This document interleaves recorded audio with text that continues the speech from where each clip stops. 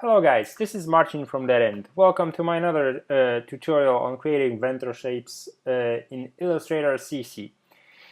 From now on I will be posting this every 2 weeks. You can sign up to my YouTube channel or simply visit my website, yes it's alive, and sign up for the newsletter. I would like to use this opportunity just to tell you that on dedend.com you can find all my daily vectors downloadable for free. So yeah, you can download them, play around with them, find out how I work, and basically use them any way you want it. So it's a pretty big thing, and yeah, let's go with the tutorial then. First things first.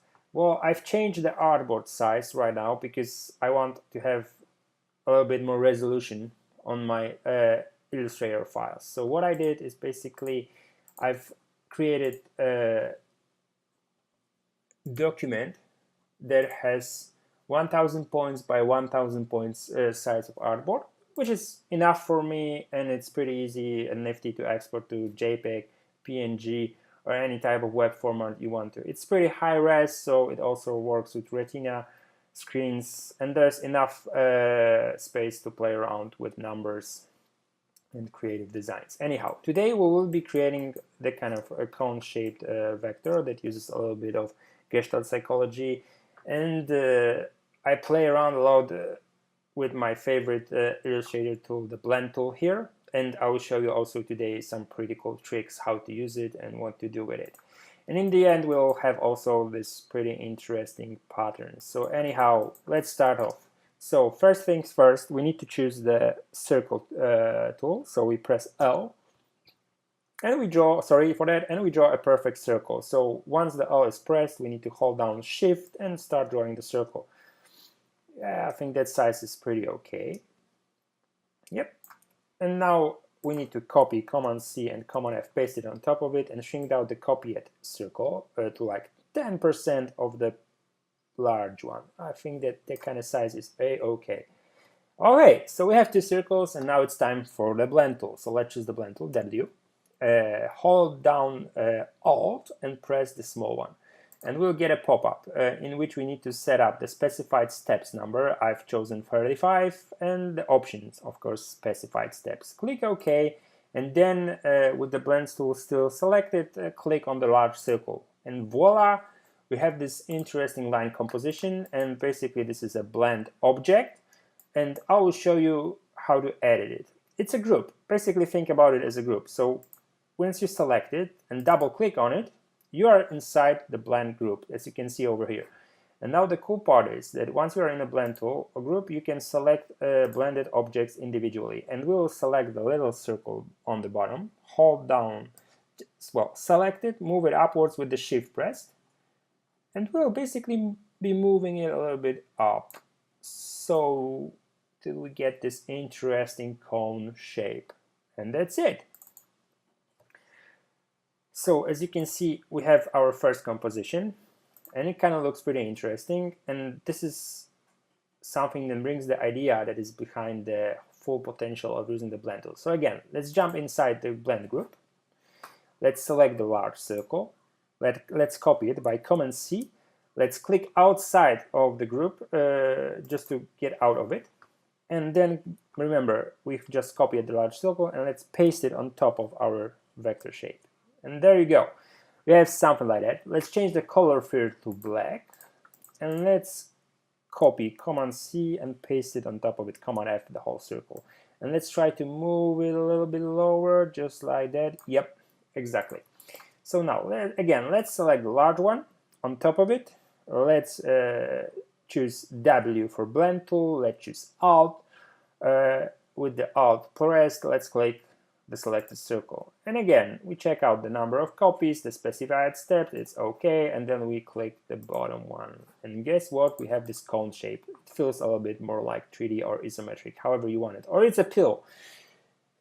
Whoever likes it. Anyway, however you like it. Anyway, let's select the whole object and right click, and choose the option Arrange and Send to Backward, or you can use Command square brackets. Anyway, let's move it downwards, and there you go.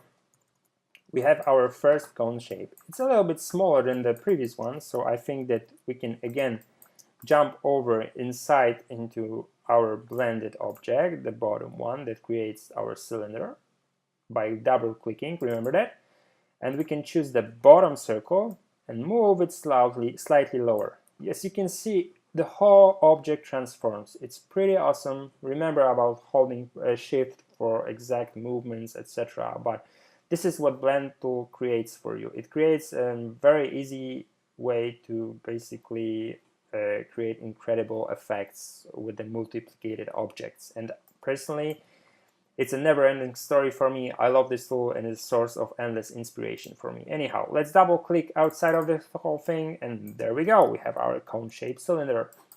Then, well, let's try to shrink it down a little, move it to the left, and group it as one group. Okay. Since we already have one shape, then we will copy Command C and Command F the whole thing and move it on top of it a little bit. So yeah, we are getting there. Okay, and now again group the whole thing, and now let's copy and paste it on top of it. Let's try to rotate it with the shift pressed, rotate it by 180 degrees, so it should go like that, and just move it a little bit aside. There aren't any specific values, but guess what? We've got it. We have our basic shape. Let's group it just to be sure that it looks okay. Let's copy and paste it in to our another artboard. Okay, and now we'll be working on the pattern. So the pattern design is pretty straightforward from now on. We need to just slightly shrink it down. Oh, I think that it's a little bit too much. Yeah, I think that's okay.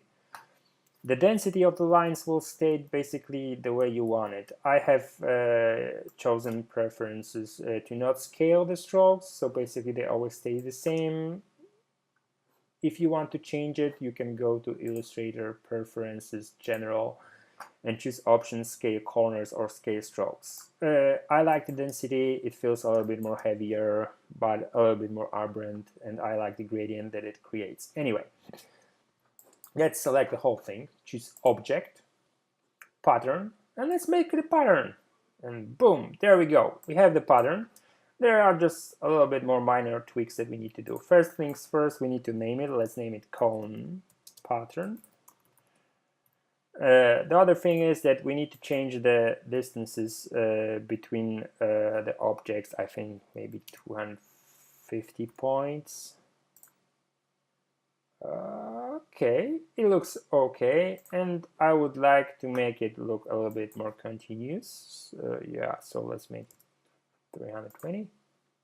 Okay, I think 300 points of height, and yeah, we're there. So definitely click Done. Let's remove this shape, and let's create a rectangle.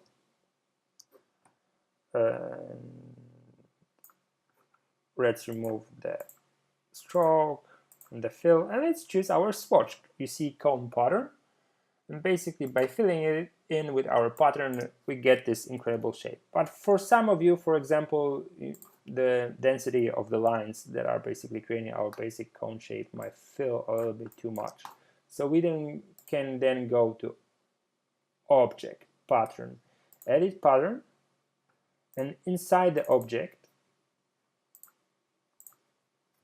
we may try to, fool around a little with the density of the lines, etc. So by simply choosing objects like that, and we can then use the Select tool, select Same Appearance, and as you can see we have chosen all the outlines in our vector shape that creates our pattern. And now if we will go to our stroke options, we can choose, for example, 1 pixel, and as you can see, the density of the lines changes. So let's click Done. And yeah, without anything else, we have changed the density of the lines inside our pattern, and that's it. We have created our first vector shape. So guys, thank you very much for watching. I hope that you will find this tutorial interesting. If you have any ideas or questions, do not hesitate to contact me or basically comment below. And yeah, remember to visit the dedend comp website for vector inspirations and free vector resources. Support the daily vector challenge, and all the best from Martin from dedend.